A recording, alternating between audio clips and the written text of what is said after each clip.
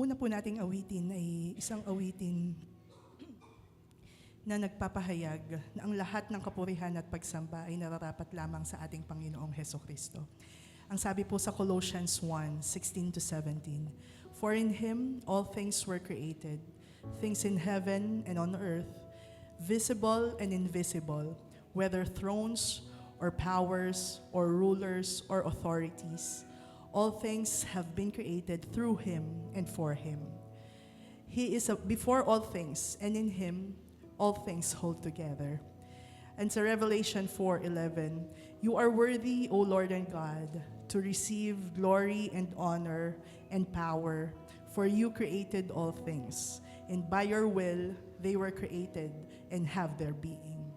Sa oras na pong ito, inaanyayahan ko po ang bawat isa na ituon ang ating mga sariling, ating mga puso at ang ating mga isipan sa kung sino ang ating Diyos, ang ating Panginoong Hesukristo.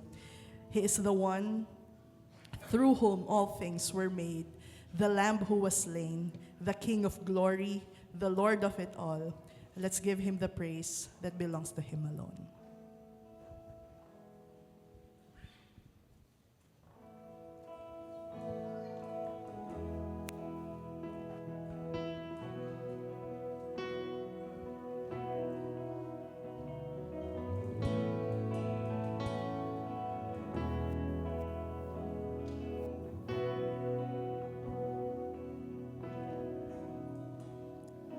All things were created, visible and invisible, rulers, thrones, dominions, all things created through Him,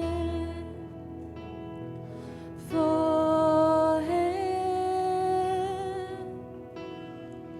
in Him all things hold together.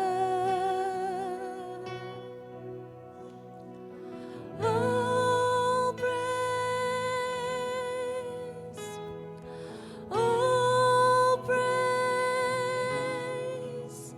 to the Lord Almighty, King of glory.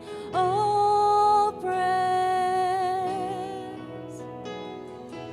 all praise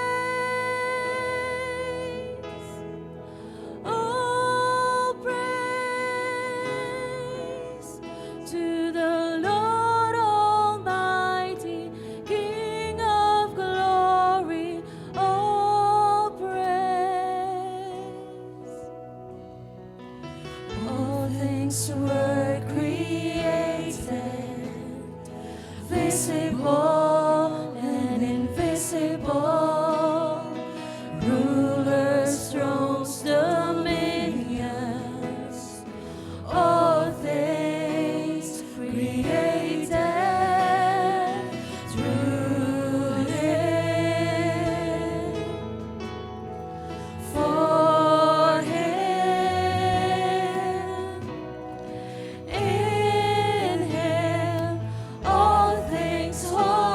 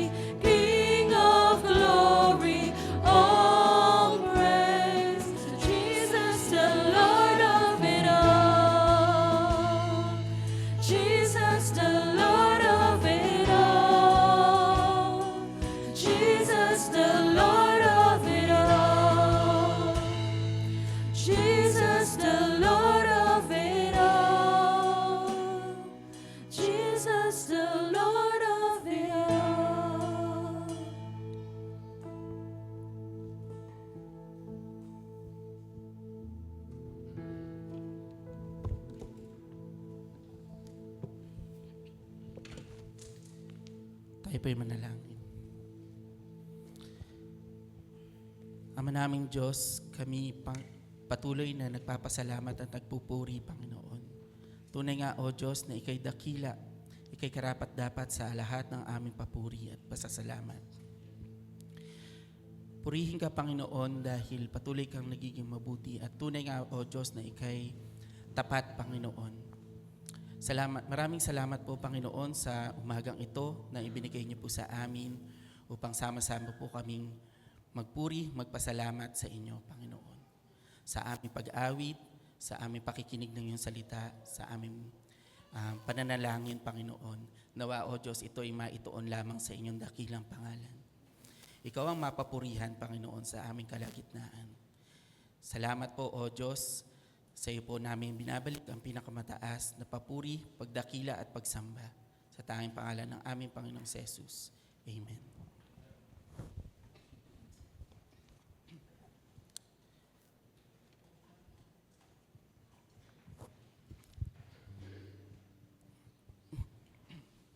Ang kadakilaan ng Diyos ko at Hari, aking ihahayag. Di ko titigilan magpakailanman ang magpasalamat. Aking pupurihit, pasasalamatan siya araw-araw. Di ako titigil ng pasasalamat magpakailanman. Dakila ka, Yahweh, at karapat-dapat na ika'y purihin. Kadakilaan mo'y tunay na mahirap naming unawain. Sa aliman lahi, ang iyong ginawa ay pupurihin. Ihahayag nila ang mga gawa mong makapangyarihan. Ang karangalan mo at pagkadakila'y ipamamalita. At isasaysay ko ang mga gawa mo na kahanga-hanga.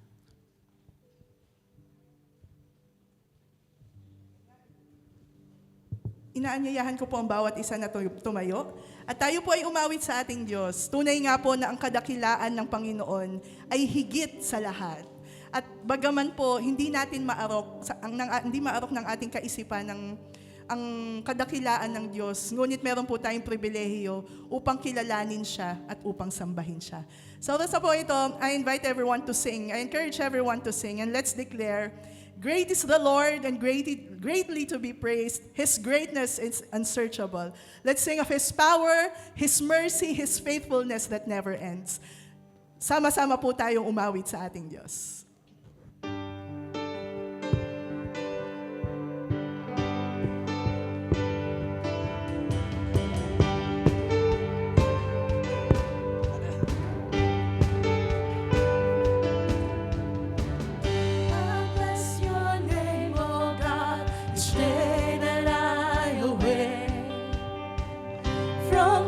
To setting sun, your greatness I'll proclaim.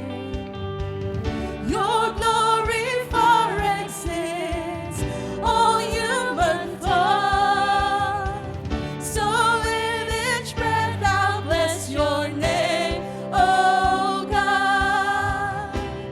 Your name will be revered by children yet to come.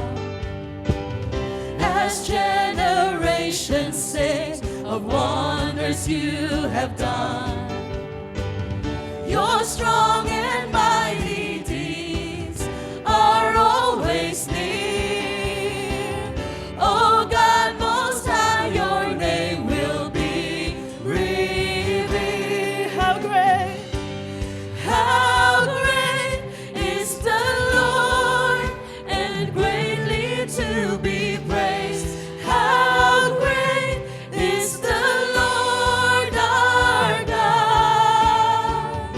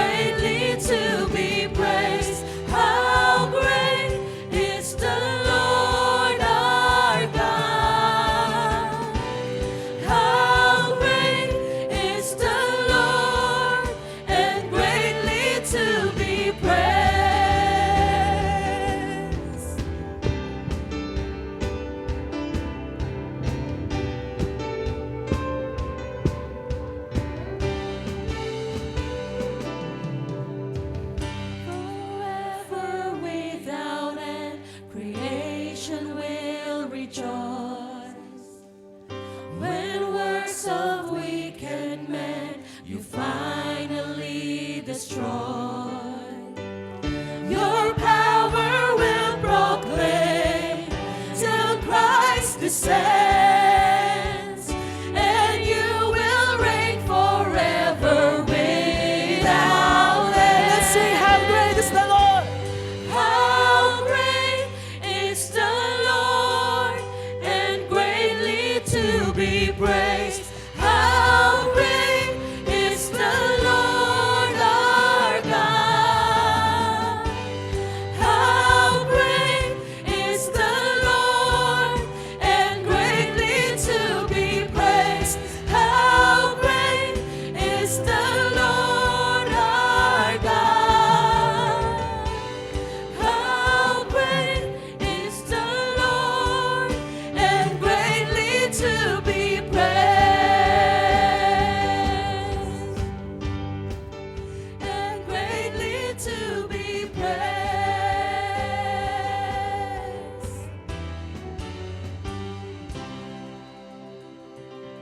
Tunay nga po ng ating Diyos ay dakila at siya po ang ating nag-iisang Diyos. Ang sabi po sa Isaiah 45:5, I am the Lord and there is no other. Ang sabi po ng Diyos. And in Revelation 4:8, the heaven declares, Holy, holy, holy, the Lord God Almighty. Siya po ang ating Diyos na sinasamba. Ang Diyos na sinasamba natin, the one who rules the nations, the one who saves sinners, and the one who alone is holy. Patuloy po tayong umawit sa Panginoon, and let's declare that He alone, the one we worship, He alone is our God.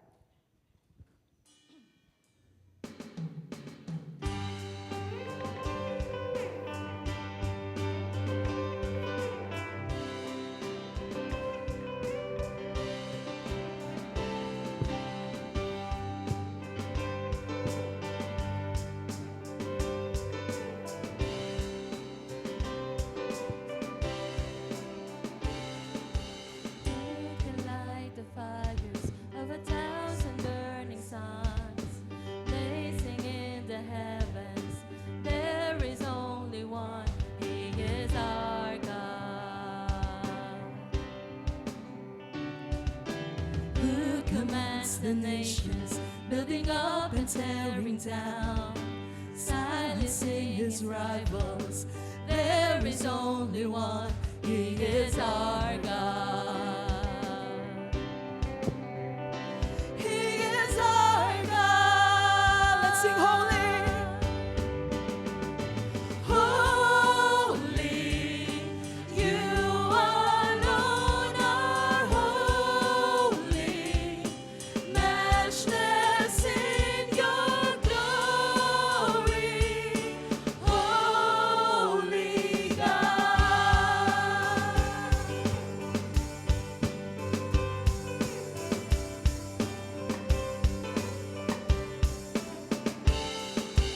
Who would come to save us when we turn away His love? Conquer us with kindness. There is only one, He is our God. He is our God. Holy, you alone are holy, matchless in your glory. No one is like you, worthy. You alone are worthy. We adore you only, holy God.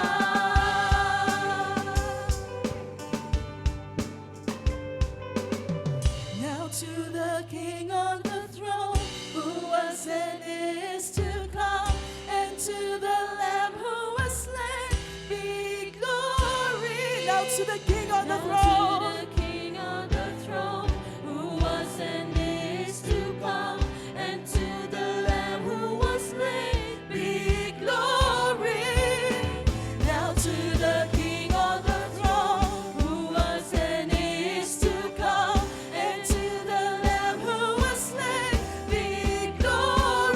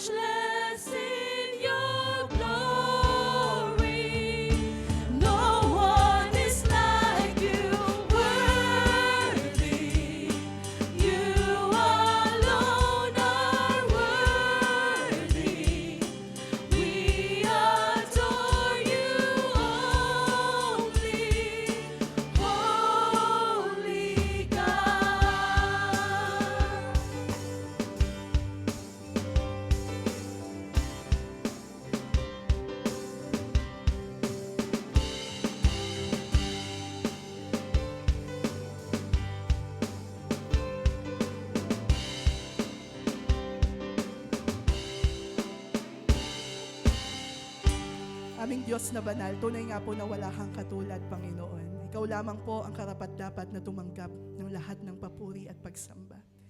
Aming Panginoong Jesus, ang kordero ng Diyos, maraming salamat po sa inyo pong pagliligtas sa amin.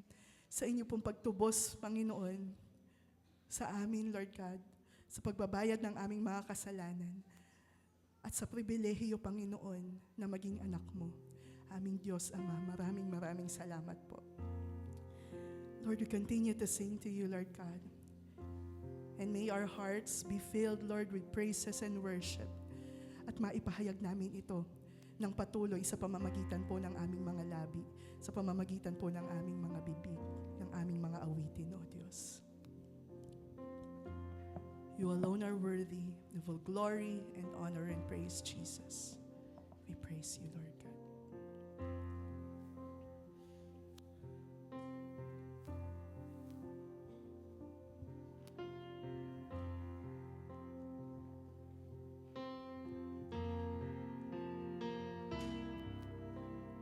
Lord, I stand in the midst of a multitude of those from every tribe and tongue.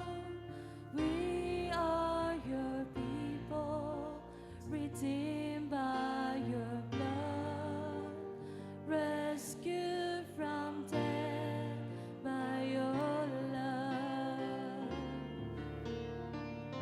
There are no words good enough to thank you. There are no words to express my praise, but I will lift up my voice and sing from my heart with all of my strength. Hallelujah, hallelujah, hallelujah to the Lamb. Hallelujah, hallelujah. By the blood of Christ we stand. Every tongue, every tribe, every people, every land, giving glory, giving honor, giving praise unto the Lamb of God.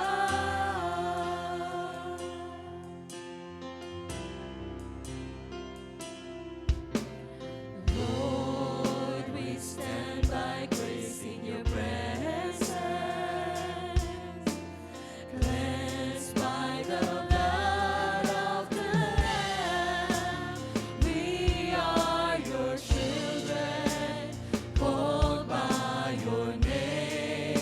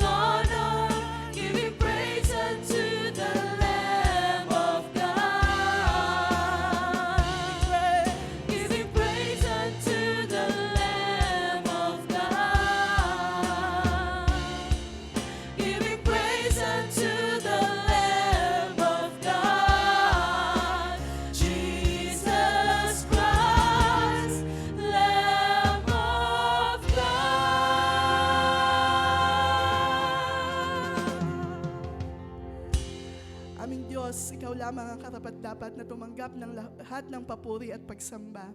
At nagpapasalamat kami, Panginoon, ng patuloy sa pagkakataon at sa pribilehiyo na dahil sa biyaya mo at habag sa amin, kami ay malaya na nakakalapit at nakakaawit, nakakasamba sa inyo. Aming Panginoon. And Lord, we thank you for the promise, for your promise, for our blessed hope that we have in you. And we look forward for that day, that one day that your name Jesus, in your name Jesus, every knee will bow in heaven and on earth and under the earth, and every tongue will acknowledge that you alone, Jesus, our Lord, to the glory of God the Father. Panginoon, maraming salamat po muli. Sa inyo po ang lahat ng papuri, ang karangalan at pagsamba. Sa pangalan mo lamang aming Panginoong Jesus, ito po ang aming dalangin. Amen. Palakpakan po natin ang ating Panginoon, papuri po sa ating Diyos. Makakaupo na po tayo.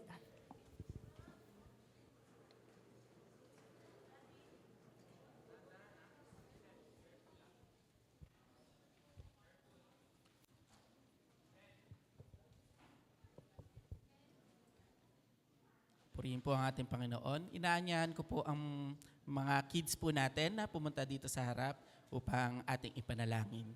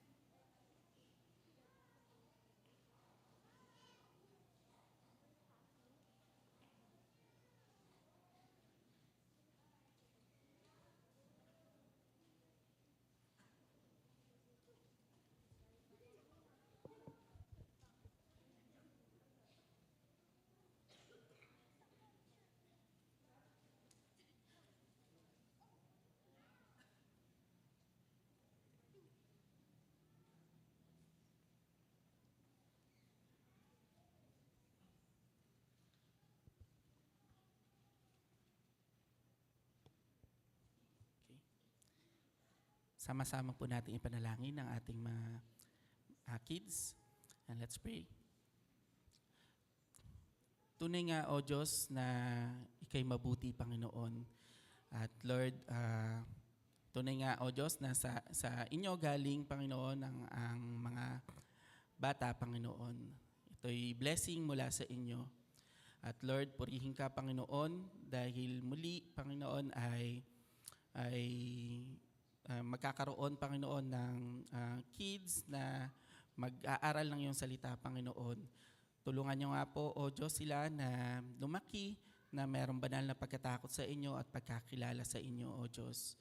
Samahan niyo nga po sila, Panginoon, maging ang kanilang mga magulang. At Lord, nawa ay kayo na nga po ang bahala sa kanila. Maging, Panginoon, yung mga teachers na magtuturo sa kanila, Panginoon, ngayon ay pagpalaan nyo ng karunungan at Lord ng patience na mula sa inyo, Panginoon, at maramdaman at makita nila, Panginoon, ng mga batang ito ang inyong pagmamahal, Panginoon, na buhat sa inyo. Maraming salamat po, O Diyos, at pinagkakatiwala po namin sa inyo ang lahat. Ito po aming samot panalangin sa pangalan ng aming Panginoong Jesus. Amen.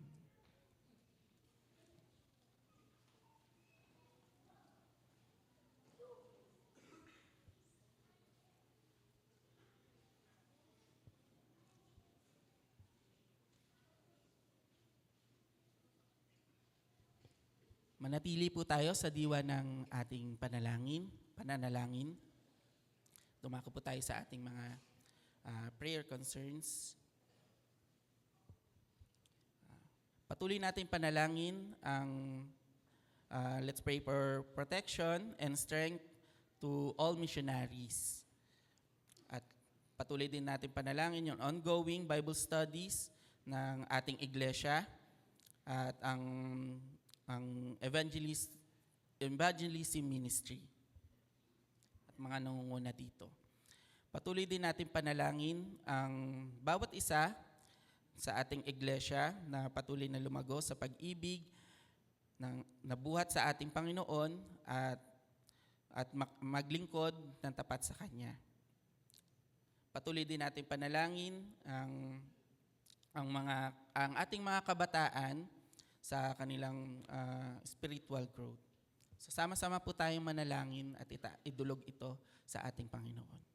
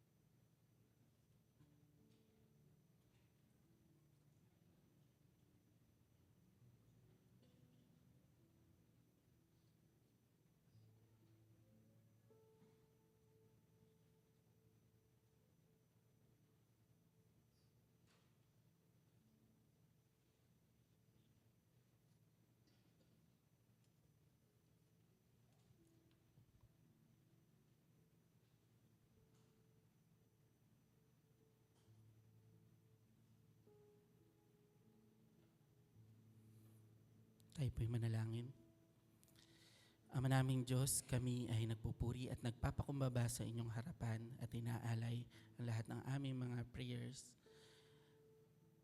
Dalangin po namin, Panginoon, na sa lahat ng ministeryong pinagkatiwala niyo po sa bawat isa sa amin, sa lahat ng miyembro ng iglesyang ito, Nawa, O Diyos, ay patuloy ka naming mapapurihan at masumpungan, Panginoon. Ikaw na nga po ang bahala sa bawat isa, Panginoon, sa amin. And Lord, dalangin po namin na ikaw, sa bawat ministeryo, Panginoon, ikaw ang maging sentro nito, Panginoon. Ikaw ang maihayag at madakila at maitaas. Tanging dakilang, ang iyong dakilang pangalan lamang. Salamat po, O Diyos, sa pribilehiyong ito na kami ay sama-samang makadulog sa inyong harapan. Ito po ay binibigay po namin sa inyo na may papuri, pasasalamat at pag-asa ng buhat sa inyo. Sa tanging pangalan ng aming Panginoong Jesus. Amen. Amen.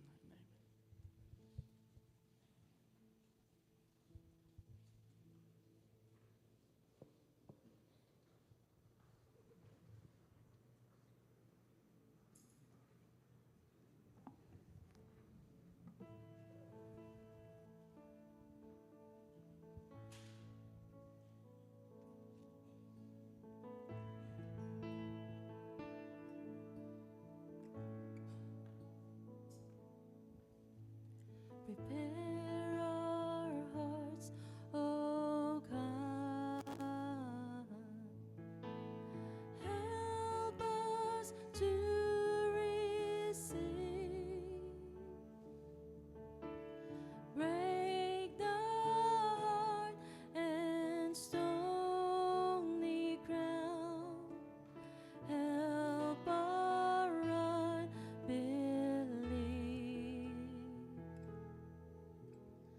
Plant your word down deep in us, cause it to bear fruit. Open up our ears to hear. Lead us in your truth. Show us Christ.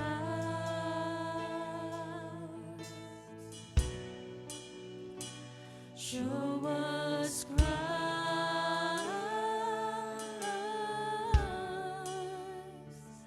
Oh God, reveal your glory through the preaching of your word, until every heart confesses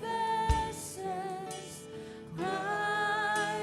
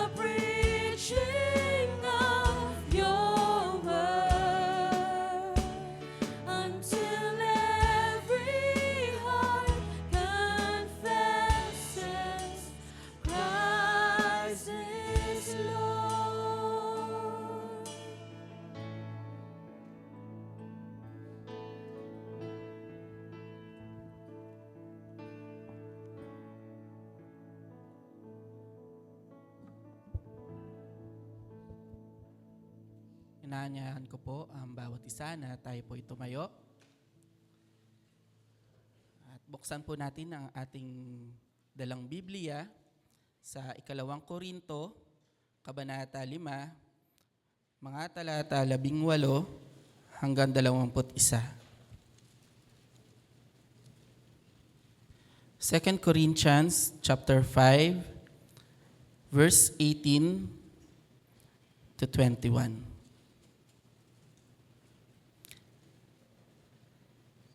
Ang Diyos ang gumawa ng lahat ng ito. Sa pamamagitan ni Kristo, ibinilang niya kaming mga kaibigan at hindi nakaaway. At pinagkatiwala niya kami upang maglingkod ng sa gayon, ang mga tao ay maging kaibigan rin niya. Ang ibig sabihin, sa pamamagitan ni Kristo, ang mga tao ay ibinilang ng Diyos na kaibigan at hindi na niya tinatandaan ang kanilang mga kasalanan. At kami naman ay inatasan niya ipamalita ito. Kaya nga, kami mga sugo ni Kristo, ang Diyos mismo ang nakikiusap sa inyo sa pamamagitan namin. Kami nakikiusap sa inyo alang-alang kay Kristo. Makipagkasundo kayo sa Diyos. Hindi nagkasala si Kristo, ngunit alang-alang sa atin, siya'y itinuring na makasalanan upang sa pagkikipag-isa natin sa Kanya ay maging matuwid tayo sa harap ng Diyos. Purihin ang pagkabasa ng salita ng Diyos. Maaari na po tayong makaupo.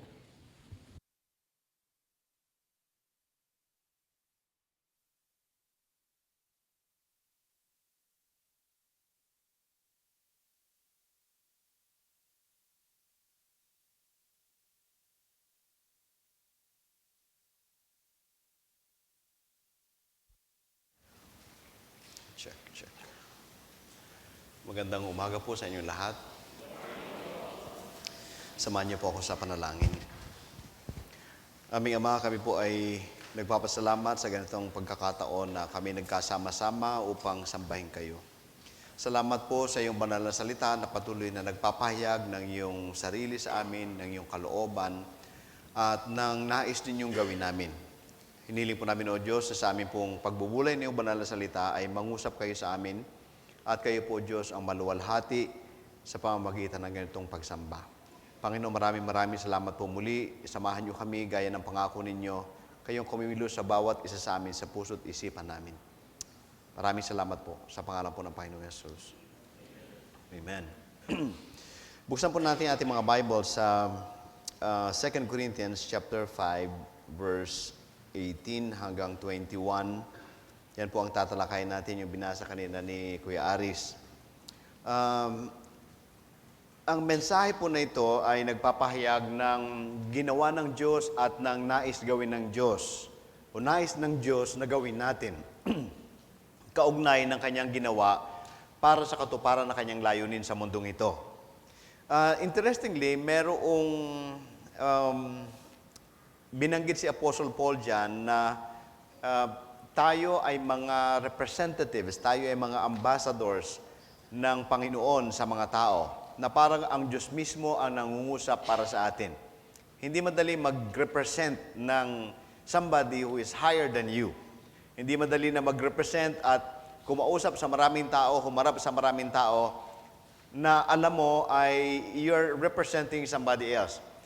Pero meron ding mga encouragement at meron ding confidence na pinaguhugutan tayo dahil alam natin na hindi lang tayo ito sa sarili natin, kundi meron tayong inire-represent na bigger than us, higher than us, kaya kahit na inconvenient for us, kahit na hirap tayo, ay ginagawa natin ito.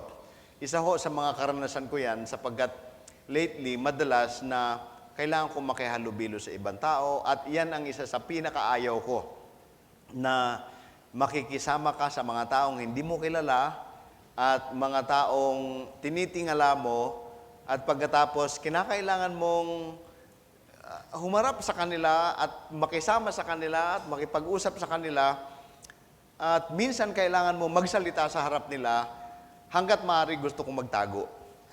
At very uncomfortable, napakasarap pumunta sa opisina. Doon na lang. At huwag nang lumabas. One time kami ay dumalo ng Christmas party nung PCEB, o ng Philippine Council of Evangelical Bishops. So, siyempre, iba't ibang lugar, mula sa iba't ibang lugar ng Pilipinas. At sana daan-daan, at least madali magtago sa crowd. Pero parang 30 lang yata kami doon. Ang hirap magtago sa 30 lamang. At iniisip ko, mayroong mga sharing testimony, so you have to at least say something. Isip na ako ng lahat ng paraan para magtago na lang sana. Pero sa loob-loob ko, if I am representing 700 churches, parang hindi maganda if I would not step up and say something. And at least share something. So, I had to do my duty. Kailangan kong gawin ang tungkulin ko at kinakailangan kong mag-speak up, uncomfortable, and yet alam ko na ginagawa ko to hindi para sa akin, kundi doon sa inire-represent ko. So, ngayon, marahil, as we discuss, mararamdaman nyo na ayoko niyan, hindi ko gustong gawin yan. Pero, you're not doing it for yourself. You're doing it for somebody else. Ginagawa mo ito, especially sa topic natin, ginagawa natin ito, we're representing Christ Himself. And as we speak to the world, we would be speaking on His behalf. So hindi lamang ito atin, hindi lang ito tayo-tayo lang, na gusto lang natin itong gawin, kundi meron talagang humirang sa atin at nagbigay sa atin ng tungkulin, kaya kailangan natin itong gawin, not for us, but for Him who appointed us for this job. Amen? So samahan niyo ako, tingnan natin ang text natin. Basahin lang natin sa NIV, 2 Corinthians chapter 5, verse 18. All this is from God, who reconciled us to Himself through Christ, and gave us the ministry of reconciliation. So, God has been working, gumawa ang Diyos, at ipinagkasundo tayo sa Diyos. He reconciled us to Himself, at ngayon, binigyan naman tayo ng ministry, ng tungkulin, ng pakikipagkasundo. That God was reconciling the world to Himself in Christ, not counting people's sins against them.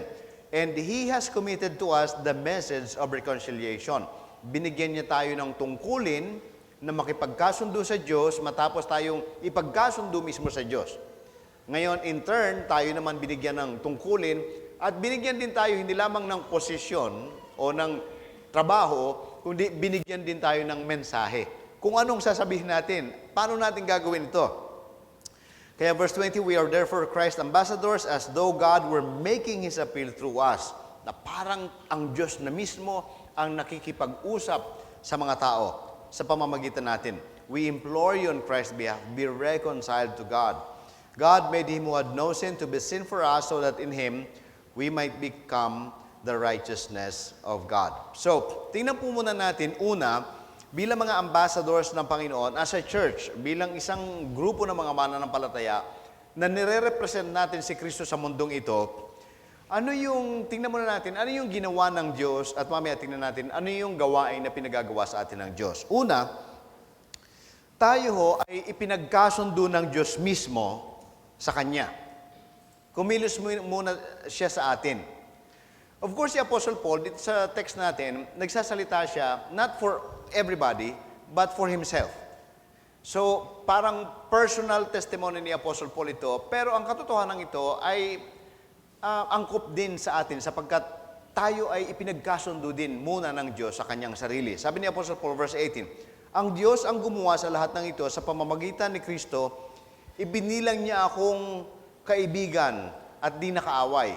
Ibig sabihin, nagkasundo na kami. Dati sa aking kasalanan, ako ay itinuturing na kaaway ng Diyos, pero sa pamamagitan ni Kristo, ako ay tinuring niya ng kaibigan. Mayroon na kaming kapayapaan. We are now at peace with one another. Hindi na ako enemy, kundi friend na ako ng Panginoon. Hindi na siya laban sa akin, kundi kakampi niya na ako. So, sabi ni Paul, hindi na ako kaaway, kundi kaibigan.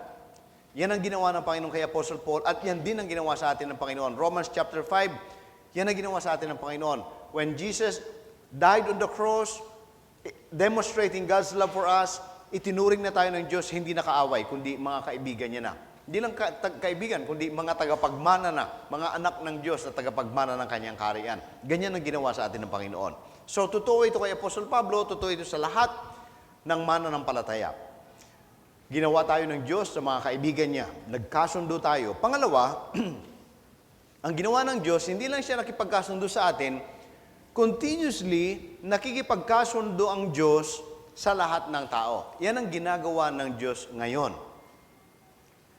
Sabi ng verse 19, ang ibig kong sabihin, ang tao ay ibinibilang ng Diyos na kanyang kaibigan o nakikipagkasundo sa pamamagitan ni Kristo at nililimot niya na ang kanilang kasalanan. Ang sabi ho ng NIV ay ganito, God was reconciling the world to Himself in Christ. Hindi lamang tayo, kundi He's reconciling the world to Himself. Yung lahat ng tao, nakikipagkasundo ang Diyos sa lahat ng tao, not counting people's sins against them. Pwede mong tawaging amnesty yan eh.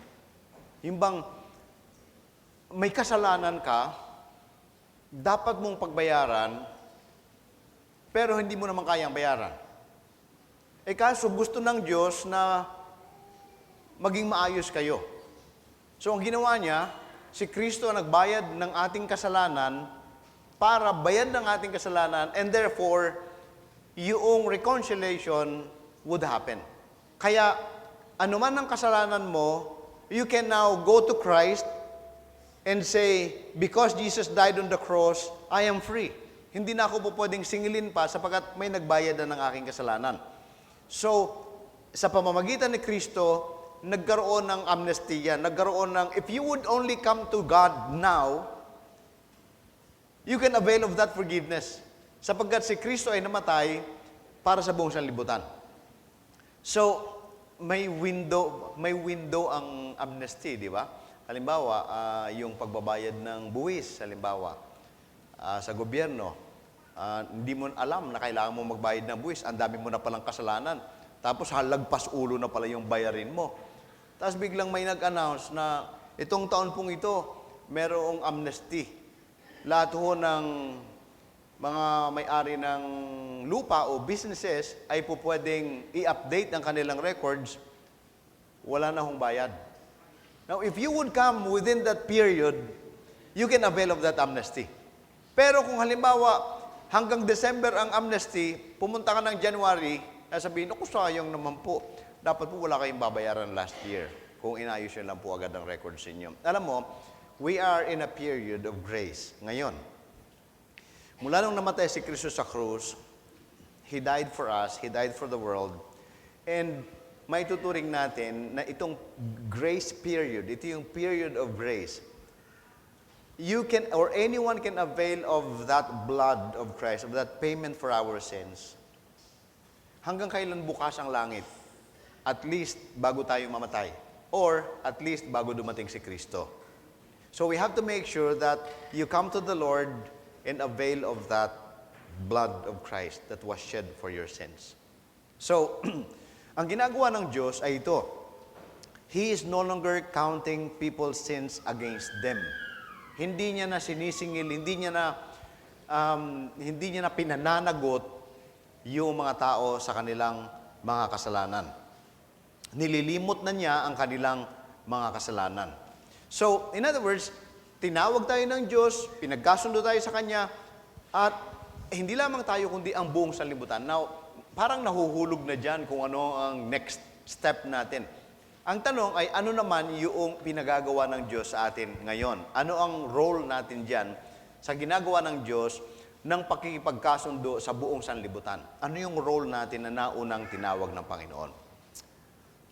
Tingnan natin ang salita ng Panginoon. Balikan lang natin ang verse 18. Sabi ni Apostle Paul, of course, he was saying this, referring to himself being an apostle, no? Sabi niya,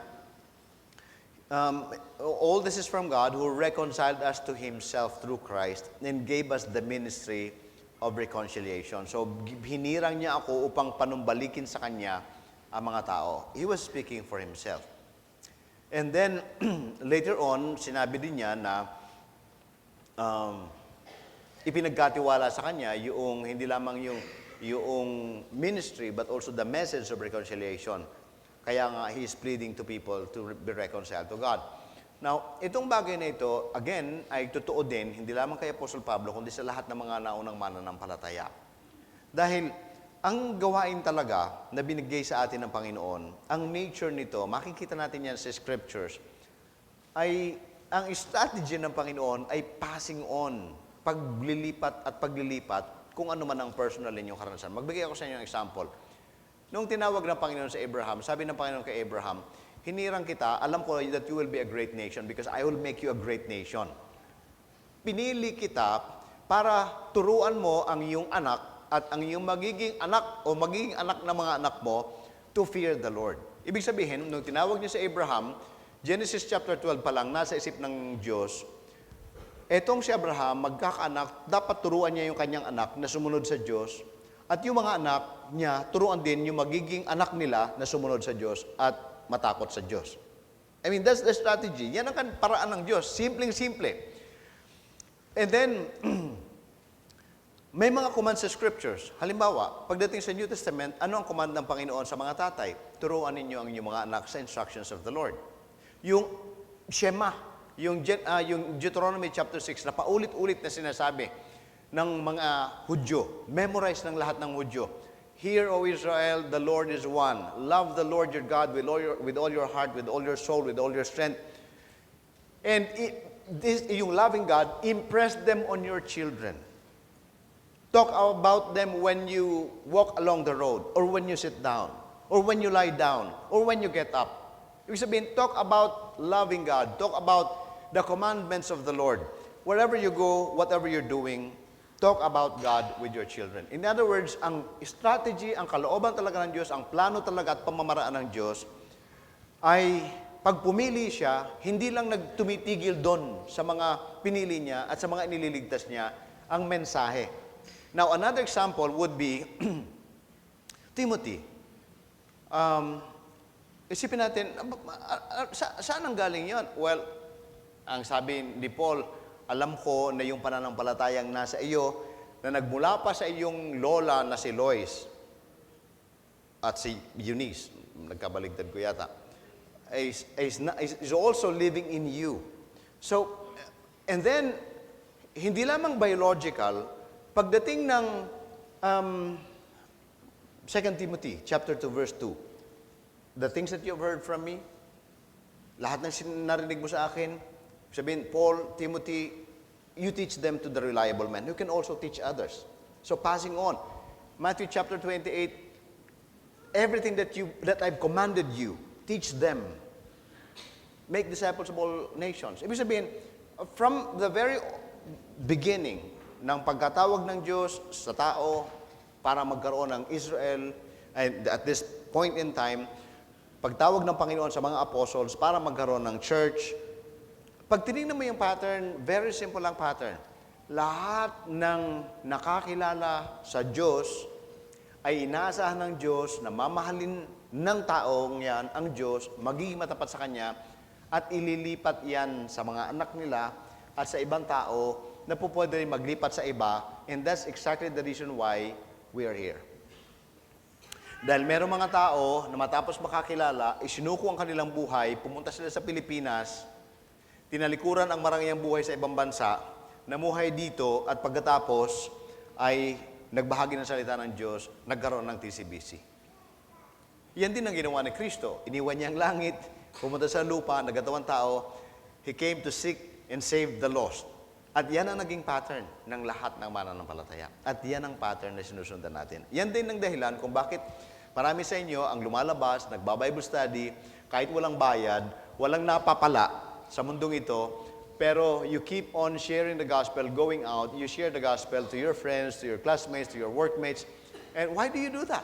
Kasi yan ang nakita natin na ginawa ng Diyos sa Old Testament pa lang, ginawa ni Kristo sa New Testament, ginawa ng mga apostles, at ginawa ng lahat ng naunang mananampalataya sa atin. So, matapos tayo makakilala sa Panginoon, ang gawain binigay sa atin ng Panginoon ay kung ano nangyari sa atin, mangyari din sa iba. So, sabi ni Apostle Paul, nililimot na ng Diyos ang kanilang kasalanan. Naranasan ko ito at ito rin ang ministry at message na binigay sa akin ng Panginoon. At ipinagkatiwala niya sa akin ang balitang ito or yung message itself. Tingnan natin ang verse 20. Kaya't ako'y sugo ni Kristo, parang ang Diyos na rin ang namamanhik sa inyo sa pamamagitan ko. Makipagkasundo kayo sa Diyos. So now you can imagine the Apostle Paul na sinasabihan yung mga tao, bumalik na kayo sa Diyos, makipagkasundo na kayo sa Diyos. At ang tinetake yan ni Apostle Paul na matapos siyang tanggapin yan, matapos siyang tumanggap ng biyaya ng pakikipagkasundo, tinetake niya yan na tungkulin mula sa Diyos na ibahagi din ang mensahe ng pakikipagkasundo sa Diyos. Ayan yung banggitin ko lang na yan ang mensahe talaga natin. I think I've mentioned this many times dito sa church na ito talaga ang mensahe ng Christianity. Ano yun? Ang mensahe ng Christianity ay pakikipagkasundo sa Diyos. Dahil ang problema ng tao sa mundong ito ay hindi poverty, hindi mental health, hindi broken relationship, hindi sicknesses. Ang problema ng tao talaga ay merong Diyos. Paano naging problema yon? Ang Diyos na yan, siya yung lumikha sa atin. At dahil siya ang lumikha sa atin, may pananagutan tayo sa Kanya. Pero sumuway tayo sa Kanya. At dahil dyan, nakatakda tayong parusahan. Pero si Kristo namatay sa krus, iniligtas tayo sa pamamagitan ng Kanyang pagbububo ng dugo sa krus bilang kabayaran ng ating pagkakasala. Now, only if we would believe in Him, kung mananampalataya tayo sa Kanya, then we will be saved from His wrath. So, yan ang mensahe natin, ang makipagkasundo ang tao sa Diyos. We do not offer anything else. Wala tayong iba pang ini-offer sa mundong ito. Bagamat minsan nagkakamali tayo. Dahil pagka may mga gulong mag-asawa, sabihin natin, lumapit na kayo sa Diyos para pag kayo naging mananampalataya, magmamahala na kayo. Totoo naman yun. Pero, pag natutong magmahalan yan, maglalakad pa rin papunta sa impyerno, magmamahalan papunta sa impyerno yan kung ayaw nilang lumapit kay Kristo. Alam natin na merong mahihirap, tinutulungan natin, kaya nga maraming mga churches, merong mga ministries kung ano-ano, merong cooperatives ang ibang mga churches, merong blending. I mean, they're doing everything to help the people. Pero, kung hindi sila makikipagkasundo sa Diyos, mayaman lang silang papunta sa impyerno. So, ang pinaka-mensahe talaga natin is for the people, for other people, for all the world, for the whole world to be reconciled, to come to the Lord and be reconciled with God through Christ. Yan ang mensahe natin.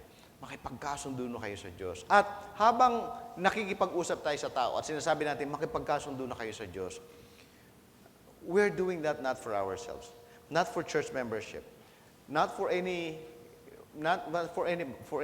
reason, except for the reason that alam natin kung ano ang kalooban ng Diyos. Alam natin ang ginagawa ng Diyos sa mundong ito. Because God is reconciling the world to Himself, nakikipag-usap tayo na parang ang Diyos ang nagsasalita sa pamamagitan natin. Makipagkasundo na kayo sa Diyos.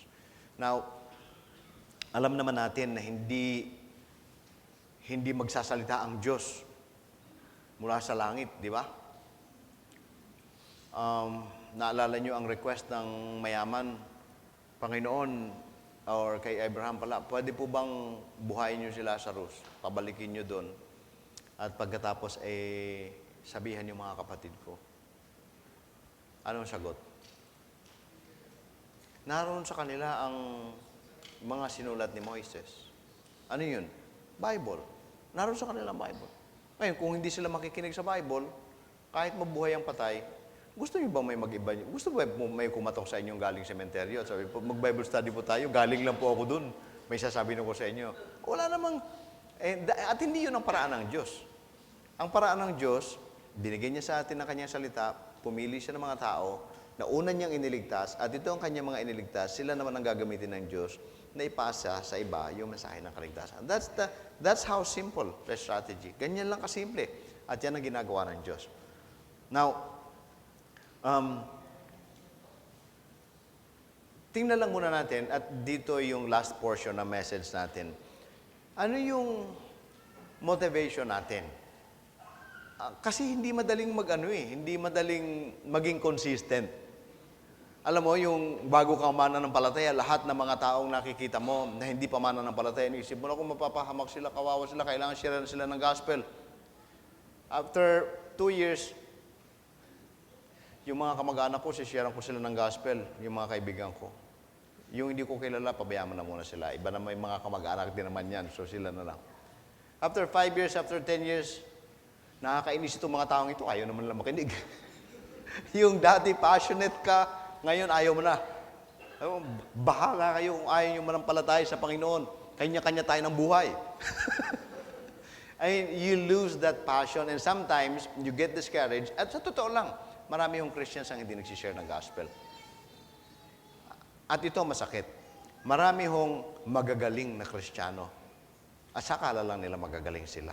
Marami na silang alam. Alam nila alam mo, hindi mo sila matatalo sa Bible knowledge, ang dami nilang alam. Ang tagal na nilang Christian, pero ang titigas ng puso.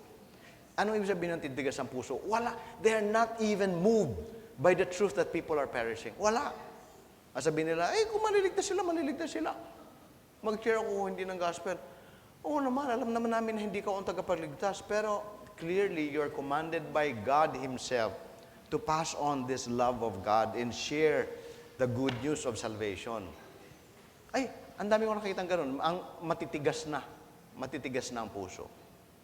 Because of too much exposure with the gospel, alam na nilang gospel. In fact, sasabihin nila, narinig na namin yan, memorize ka namin. Oo nga, you can recite the gospel kahit pa ulit-ulit. But you never share it to other people. Bakit? Ang tigas na ng puso At masakit, superior pa ang feeling nila sa sarili nila. We know that. Alam namin, wala. Hindi nyo alam, hindi kayo Kristiyano, anong maasahan mo sa mga yan? Wala namang alam. Oo nga. Pero that should not be the attitude. The attitude should be compassion. Anong damdamin ni Jesus nung siya nagkatawang tao? Nakita niya ang crowd. Ano sabi ng Bible? Nainis si Kristo dahil sa amoy. Ganun ba yun? Hindi. Ang every time na makakakita ang Panginoon ng crowd, He is moved. He is filled with compassion. Dahil nakikita nila, para silang mga tupang naliligaw. Walang direksyon ng buhay. Walang kawawa sila. Kaya si Kristo, He came to seek and save the lost. And that's the kind of attitude that we should also have. Yung pagkakaroon ng passion. So, siguro, ang tanong ay, anong motivation natin? Paano natin mapapanatili yung passion na yan, na hindi ka nagsisimula sa pagiging compassionate, pagiging gracious, and then eventually, wala ka ng pakialam, matigas na ang puso mo. Paano mo naiwasan at napapanatiling tama at healthy ang puso natin, especially when it comes to passing on the message of salvation, the message of reconciliation. Now, dito si Apostle Paul, merong ilang mga nabanggit. Balikan lang natin ang verse 11. Sabi niya, dahil sa alam kong nararapat tayong matakot, since we know how it is to fear God, or since we know the fear of God, sabi niya, dahil sa alam kong nararapat tayong matakot sa Panginoon, sinisikap kong hikayatin ng mga tao na manumbalik sa Kanya. Now, kung aakyat nyo pa ng isang verse yan, sa verse 10, sabi diyan, haharap tayo sa hukuman ng Diyos. Ibig sabihin, lahat ng tao haharap sa hukuman ng Diyos. Yan sabi niya, yamang alam natin kung paano matakot sa Diyos, hinihikayat ko mga tao. Now, tayo ba, alam natin na lahat ng tao harap sa hukuman ng Diyos? Alam ba natin yun? Or baka merong makalusot, makasama sa grupo? Wala, di ba? Alam natin na isa't isa, haharap sa hukuman ng Panginoon at walang makakalusot diyan. Practically everyone. Lahat ba ng mga kamag-anak natin, pipila din? Pipila sila kahit may kibigin silang pastor. Yung anak ba ng mga pastor, makakalusot na hindi. Bawat isa haharap sa hukuman ng Panginoon. Kung may kilala kang bishop, membro po ako ni bishop, pakialam naman ang Panginoon doon. Walang lusot-lusot dyan. Bawat isa haharap sa hukuman ng Panginoon. At ano sabi ng Bible? Mananagot, magsusulit sa lahat ng kanyang sinabi, sa lahat ng kanyang ginawa. Practically, wala kang lusot dyan. Dahil Diyos mismo, at ang masakit, siya ang nakakaalam ng lahat ng bagay, siya ang may kapangyarihang maghusga. Kaya nga sabi ng Panginoon, huwag kayong matatakot sa mga tao makakapatay sa inyo. Matakot kayo doon sa may kapangyarihan ng mga, hindi lamang makakapatay sa inyo, makapaghuhulog pa sa inyo sa impyerno. Matakot kayo sa Diyos. Now, sabi ni Apostle Paul, alam ko kung paano matakot sa Diyos. Alam ko haharap sa hukuman ng lahat ng tao. Because of that, dahil dyan, sinisikap kong hikayatin ng mga tao na manubalik sa Diyos. So, kung alam natin yan, anong ginagawa natin?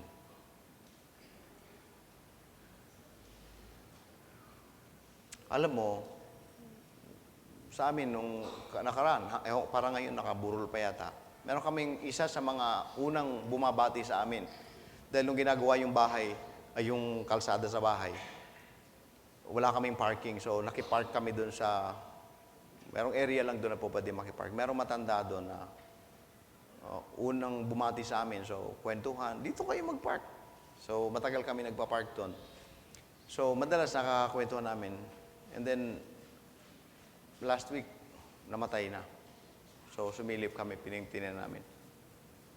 Sabi ni Nika, sayang din natin na-share, ano? Gusto kong kalimutan. I mean, ayokong pag-usapan yung sayang hindi natin, ayokong pag-usapan yun dahil bakit nga kasi hindi?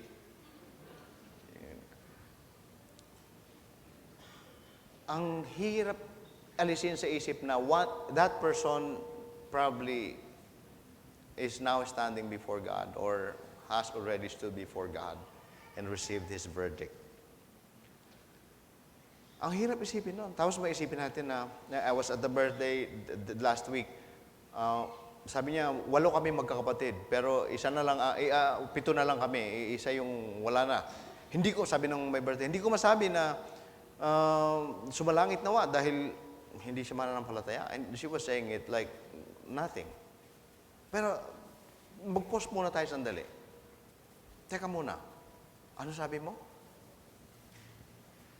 Hindi mo masabi na sumalangit nawa kasi alam mong nasaan. Anong alam mo? Now imagine that. Your brother, kapatid mo, isipin mo ulit at pakinggan mo ang sarili mo. Hindi mo masabi na nasa langit kasi alam mo nasaan. How does that feel? Hindi ba? Kung alam mo na lahat ng tao ay haharap sa hukuman ng Diyos and you do not do anything about it, wala kang ginagawa tungkol sa bagay na yan. Tapos, kinuha ng Panginoon, namatay. Ano sasabihin mo during the funeral? Huwag natin pag-usapan yan, masakit masyado. Hindi ba? Ganun ang pakiramdam natin eh. So in other words, ang sinasabi natin, if you know that every one of us will stand before God's presence to give an account dahil magsusulit tayo sa harap ng Diyos at mananagot tayo sa harap ng Diyos at huhukuman tayo ng Diyos, bawat isa sa atin, practically lahat ng pagkakataong binibigay sa atin ng Panginoon ay gagamitin natin para sabihin sa kanila, teka muna, makipagkasundo na kayo sa Diyos. I mean, to that effect. Gagamitin na lahat natin ng pagkakataon, lahat ng strategy, lahat ng paraan, lahat ng diplomasya, lahat ng paraan natin with wisdom so that more or less we can inject the message of the gospel and share Jesus to our loved ones and to other people. Because we know that, we have to have the fear of God. May takot tayo sa Diyos. Lahat tayo harap sa hukuman ng Panginoon. So, yan ang unang motivation natin.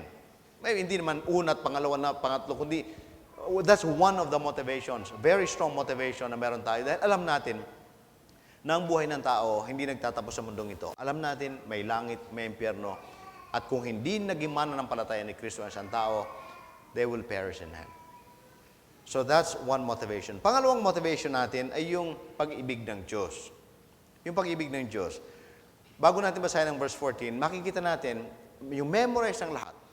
Gayon na lang ang pag-ibig ng Diyos sa sanlibutan. Na ibinigay niya ang kanyang bugtong na anak upang sino mang sumampalataya, hindi mapahama. Ano yung motivation ng ginawa ni Kristo? The love of God. But God demonstrated this love for us in this, while we were still sinners, Christ died for us. Bakit nagkatawan tao si Kristo? Bakit siya namatay sa krus? Because of the love of God. Now, sabi ni Paul, verse 14, sapagkat ang pag-ibig ni Kristo ang nag-uudyok sa akin na maging ganyan, na halos baliw, sabi ni Paul.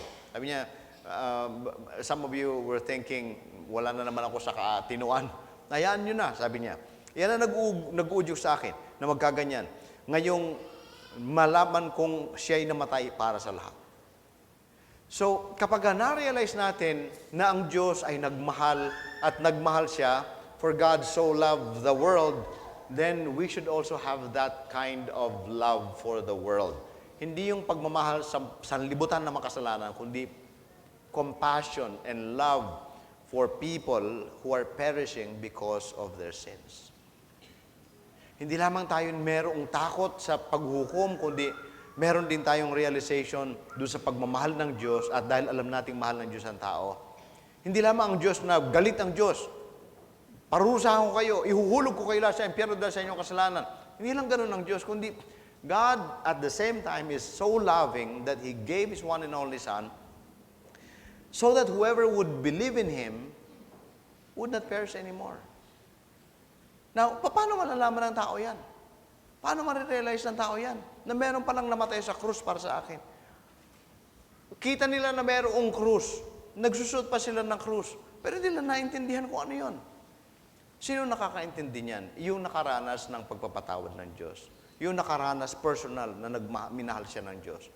Yung nakaranas na pinawalang sala siya ng Diyos at ngayon ay ligtas siya. Alam niya. Now, we know that. Alam natin yan. So every time we see the cross of Christ, alam natin that because of that, that's the best expression. Yan ang expression ng Diyos para sabihin sa tao, mahal kita, I love you, mahal kita. Namatay ako sa krus. Binigyan ng Panginoon ang kanyang bugtong na anak. And that's the demonstration of His love. So dahil dyan, yan ang nag-uudyok sa atin. Yan ang sumusuntok sa kalooban natin dito sa sikmura natin. That's what motivates us to share the gospel. Because of the love of God. And then, hayaan yung idugtong ko na yung last. At parang very close ito. At wala akong maisip na word dyan, kundi yung, hindi lamang yung katarungan ng Diyos, yung pag-ibig ng Diyos, kundi yung puhunan ng Diyos. Ang ibig ko sabihin ay, ano ba yung inilagay na ng Diyos para mangyari itong pakikipagkasundo ng tao? Ano ang itinaya ng Diyos dito? Ang sabi ng verse 15, namatay siya para sa lahat, upang ang nabubuhay ngayon ay huwag nang mabuhay para sa sarili, kundi para kay Kristo na namatay at muling nabuhay para sa Kanya. Alam mo ang puhunan ng Diyos dito? Yung bugtong na anak ng Diyos mismo. The blood of Christ, the life. Yung si Kristo mismo. Yan ang itinulaan niya. Now, isipin natin, bakit merong Christian na hindi nag-share ng gospel? Kung alam mo na ibinigay ng Diyos ang kanyang bugtong na anak at si Kristo, kusang loob niyang ibinigay niya ang kanyang buhay, namatay siya sa krus para sa layuning ito. At alam mo yon, naranasan mo yon, tinanggap mo din yung biyaya ng pagmamahal ng Diyos. At alam mo na si Kristo ang namatay sa krus para dyan. At alam mo, hindi lamang para sa iyo yung biyayang yan.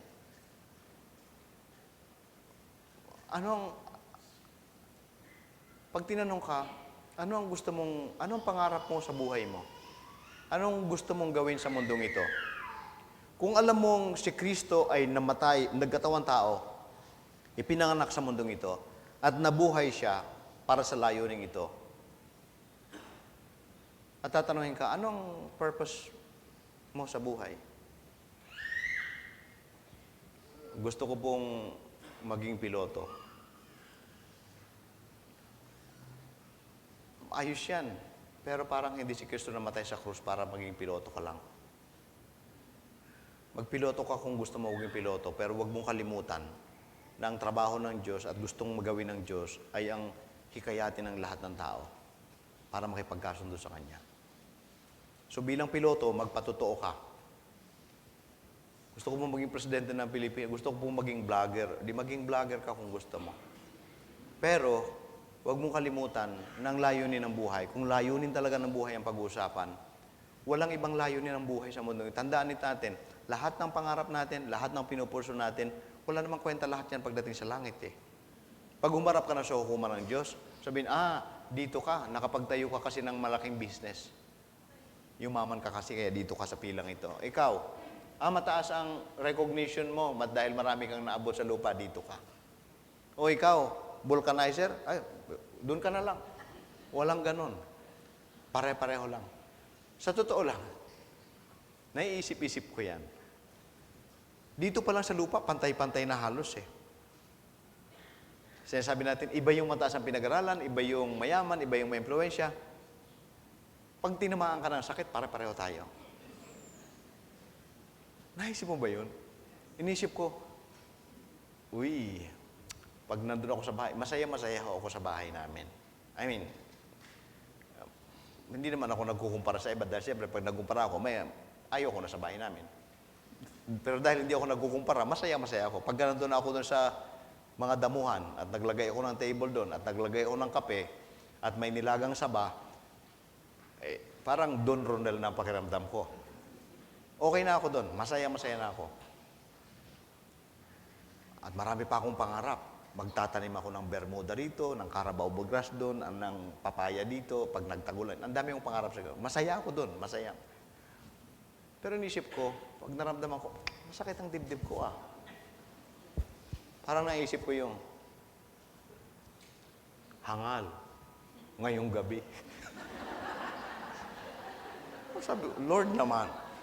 Parang inisip ko, tinitinan ko yung bahay. Papatayo ko ng garahe dito. Lalagay ko yung ganito rito. Lalagay ko ng Carabao grass dito. Dito ang papaya. Dito ang avocado. Parang narinig ko yung hangal ngayong gabi. Babaw. Ayoko na mangarap. Sa totoo lang, yan talaga ang realidad ng buhay. Kahit napakayaman mo pa, kauli-ulihan yan din Di ba? Kaya sabi ko, padadamihin ko ang pako dito. Sinong kakain ng mga pako mo yan? Pag iniwang ko, di bali, at least nandiyan naman si Hesed. Oo nga, that's the only comfort. At least meron tayong anak. Pero hindi Dahil one day, whether you like it or not, talagang lahat ng bagay na itinuring mong mahalaga, tandaan nyo to, lahat ng itinuring nating mahalaga, pinahalagahan, minahal natin, sa totoo lang, walang halaga. Dahil ang tunay na mahalaga ay ang buhay mismo natin. Kung mawawala ang buhay natin. Kaya ultimately, mga kapatid, dapat matutunan natin na pahalagahan ang tunay na mahalaga. At para sa Panginoon, ang tunay na mahalaga ay ang tiyakin mo na maayos ang kaugnayan mo sa Diyos. Dahil mananatili kang buhay magpakailanman kung maayos ang kaugnayan mo sa Diyos. Iwan mo ang mundong ito, pero may naghihintay sa iyo na di hamak na magandang mundong inilaan sa iyo ng Diyos. That's the only thing that matters in this life. Siyempre, hindi natin sinasabing, huwag na kayong magnegosyo, huwag na kayong mag-aral. Hindi natin sinasabi yan. Sinasabi natin, gawin niyo lahat yung best ninyo sa mundong ito, pero gawin niyo lahat para sa Diyos. And do not lose sight of the purpose in life. The purpose in life, sabi ng Bible, dito sa text natin, namatay si Kristo, namatay si Jesus, o namatay siya para sa lahat, upang ang mga nabubuhay ngayon ay huwag nang mabuhay para sa sarili nila. Malinaw ba yun? Namatay si Kristo para sa lahat, para yung nabubuhay ngayon, para tayo. Huwag nang mabuhay para sa sarili nila, kundi para kay Kristo na namatay at muli nabuhay para sa kanila. In other words, God gave His life. Jesus died for us for this purpose. So, kung yan ang ginawa ng Panginoon, ito gusto kong linya ito would it be foolish for anybody to live for the same purpose? Kung si Kristo namatay sa krus para sa kaligtasan ng tao, may tuturing ka bang hangal kung yun din ang purpose ng buhay mo? Siguro sa mga hindi nakakaintindi, that would be foolishness. Ba't ka naman mabubuhay para lamang i-share ang mabuting balita sa iba? Mabuhay ka na lang tahimik sa bahay mo. O, pwede. Huwag mo nang pakialaman yung mga tao, ang iba. Alala ko nung nagbabigay kami ng Bible sa baryo namin, nung si Mama noon namimigay ng mga Bible. Sabi ng isang kapitbahay namin, huwag mo na kaming pakialaman. Doon ka lang sa inyo. Gusto nyo basahin ng Bible? Basahin nyo yung Bible. Dala-dala pa kayo ng Bible dito, pakikialaman nyo pa kami. I mean, oo nga naman. Ba't di na lang tayo manahimik sa bahay natin? Huwag tayong makialam, pabayaan mo sila. But the truth is, how can we ignore the fear of God? How can we ignore the love of God? And how can we ignore the blood of Christ that was shed for these people? Kaya kahit hinihindihan ka, meron kang grit meron kang gigil meron kang, sige, share pa din. Kahit na hinindihan ka, kahit gusto mo na rin mag-rest back, di ba? Sige lang, tuloy pa din. Kahit minsan hindi maganda ang pagtanggap, sige pa din. You keep that love for people because you know Jesus died on the cross for them. Kaya, yan ang ibinigay ng Panginoon, pinuhunan niya. Verse 21, hindi nagkasala si Kristo, ngunit dahil sa atin siya ibinilang ng makasalanan upang makipag-isa tayo sa Kanya at mapabanal sa harapan ng Diyos sa pamamagitan niya. So mga kapatid, ito yung motivations na meron tayo.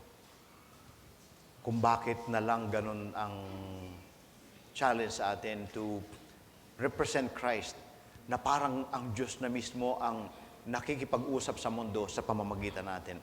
So as a church, we go out there representing yung pagmamahal ng Panginoon, representing yung justice ng Panginoon, representing yung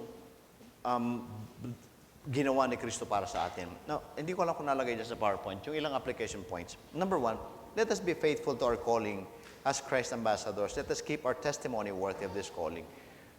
Bilang mga representative ng Panginoon sa mundong ito, ayusin naman natin ang buhay natin. Sabihin, huwag mo namang ipahiya ang Panginoon. Di ba? Lately, meron tayong mga naririnig, mga Kristiyano, sabi, bakit nakikipagbugbugan niya? Ba't chismosa masyado? Kristiyano pa naman. Oo nga naman. Tama naman yun. Ba't kanya nang ugali niyan? Kristiyano. Kung ikaw ay representing Christ, if you represent Christ to the community, ayusin mo naman ang testimony mo. Huwag mo namang pahiyain ang pangalan ng Panginoon. Because you're representing Christ to the world. Yung mga yan, hindi nagbabasa ng Bible Pero pag nakita ang buhay mo, para sabihin, yan pala ang Kristiyano. Yan pala yung tagasunod ni Kristo. Pero kung matino ang buhay mo, ganyan pala ang Kristiyano. So, ibig sabihin, yung buhay mo mismo ang nagpapahayag because you're representing Christ. Number 2, let us be faithful in pleading to people for Christ. Be reconciled to God. Talagang maging matapat tayo. Every opportunity that God gives us, let us make sure that we make use of that opportunity. Let us bring people to Christ. And lastly, let us not forget the blood of Christ that was shed on the cross for this reconciliation between God and man to happen. Huwag natin kalilimutan yan because yan ang motivation that would keep us compassionate and eager to share the gospel. Tayo po'y manalangin. Aming Ama, panalangin namin na itong mga katotohanan ito mula sa iyong banal na salita na kami po ay tinawag ninyo, pinagkasundo ninyo kami sa inyo, at binigyan nyo rin kami ng tungkulin at ng mensahe na ipagkasundo ang iba sa inyo. Panalangin namin, O Diyos, na maging matapat kami at huwag namin kalilimutan ang katangian ninyo bilang makatarungang Diyos, haharap kami sa iyo. Mapagmahal kayo na Diyos, binigyan ninyo ang inyong bugtong na anak, namatay si Kristo sa krus. Hayaan nyo, Panginoon, na lagi namin maalala ito at ito ang magtulak sa amin na maging matapat para ibahagi ang mabuting balita. Help us, Lord, to behave and be faithful as ambassadors, mga representatives ninyo. At kayo po ang mangusap, Panginoon, sa tao sa pamamagitan namin. Gamitin niyo po kami. Sa pangalan po ng Panginoong Yesus. Amen. Amen.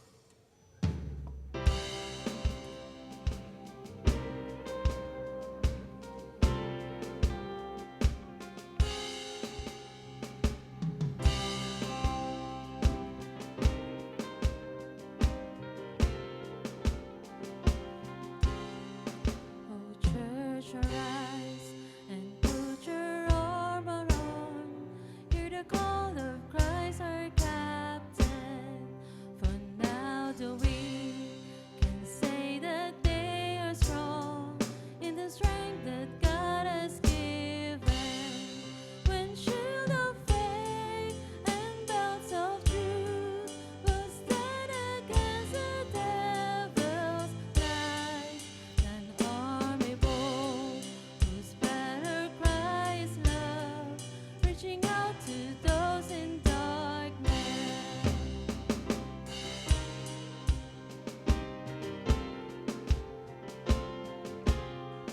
Our call to walk, to love the captive soul, must rage against the captor, and with the sword that makes the wooden whole, we will fight with faith and valor. When faced with trial on every side, we know the outcome is secure, and Christ will have the prize for which He died, an inheritance of nations. Arise, shine, for your light has come. Arise, shine, for the risen sun. Lift your eyes, we are His radiant bride. Arise, O church, arise. Come see the cross where love and mercy meet, as the Son of God is stricken. Then see His foes lie crushed beneath His feet, for the conqueror has risen. And as the stone is rolled away, and Christ emerges from the grave, His victory march continues till the day every eye and heart shall sing. So Spirit, come, put strength in every stride, give grace for every hurdle, that we may run with faith to win the prize of a servant good and faithful. As saints of old still light the way, retelling triumphs of His grace. We hear her calls and hunger for the day when we fight stand in glory. Arise, shine, for your light has come. Arise,